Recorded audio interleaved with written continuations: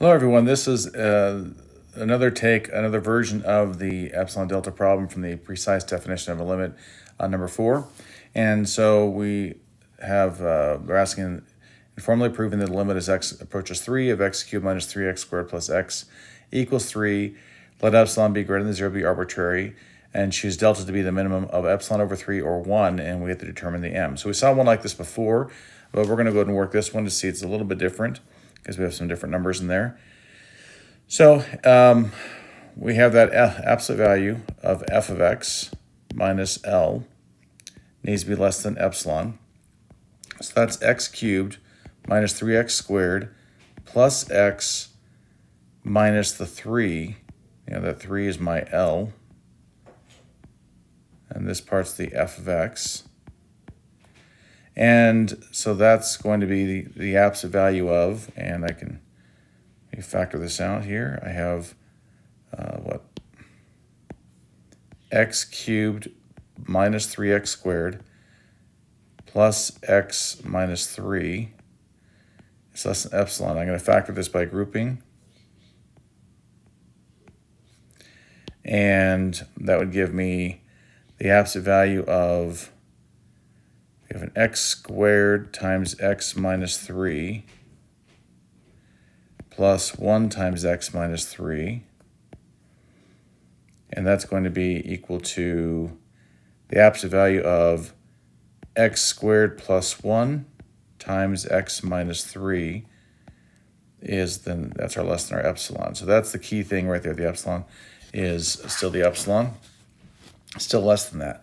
Now, we go to the other portion of this, and we have the limit. Well, no. So the limit's talking about as x approaches 3. I don't really need to put that part anymore. But what we do have is the absolute value of x minus a in this case is 3, needs to be less than delta. Because just like in the other problem, we're going to expand this absolute value inequality to be negative delta is less than x minus 3, less than delta. I will add 3 to all the parts. So negative delta plus 3 is less than x less than delta plus 3. Now this is not symmetrical, and I think this is where people get confused. I want to go back to an absolute value, but I can't do that if I don't have symmetrical distances on each side. So negative delta plus 3 is not the mirror image of the delta plus 3. So it should be, I'm going to lower this limit, lower the lower limit.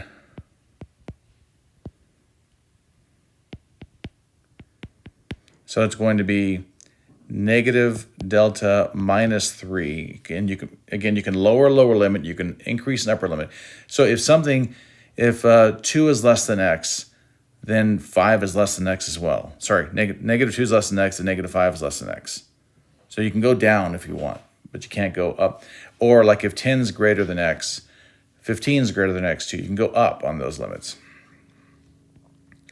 Less than x, less than delta plus 3. And this allows us now to factor out that negative. So we'd have delta plus 3 on the lower end, and that looks like the mirror image of what's above. So we end up with the absolute value of x is less than should have done just a delta plus 3.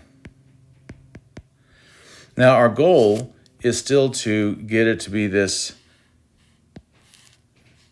x squared plus 1. That's going to get us that value of m that we're after. So we want the part inside the radical, or no, inside the absolute value to become absolute value of x squared plus 1. So we can square both sides.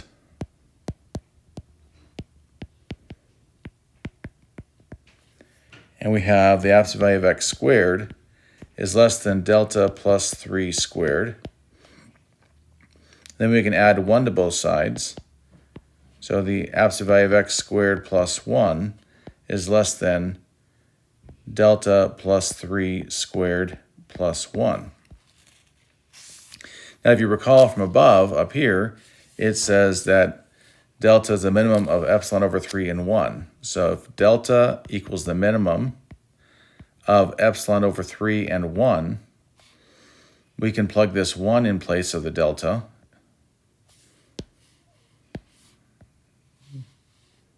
Plug the 1 in there, and we end up with 1 plus 3 squared plus 1, which is 4 squared plus 1, which is 16 plus 1, which is 17. And that's our value of m. So m equals 17 that we're going to go with in this problem. So I hope seeing two of these, a little bit different versions, helps you understand the process for doing this. Okay, good luck.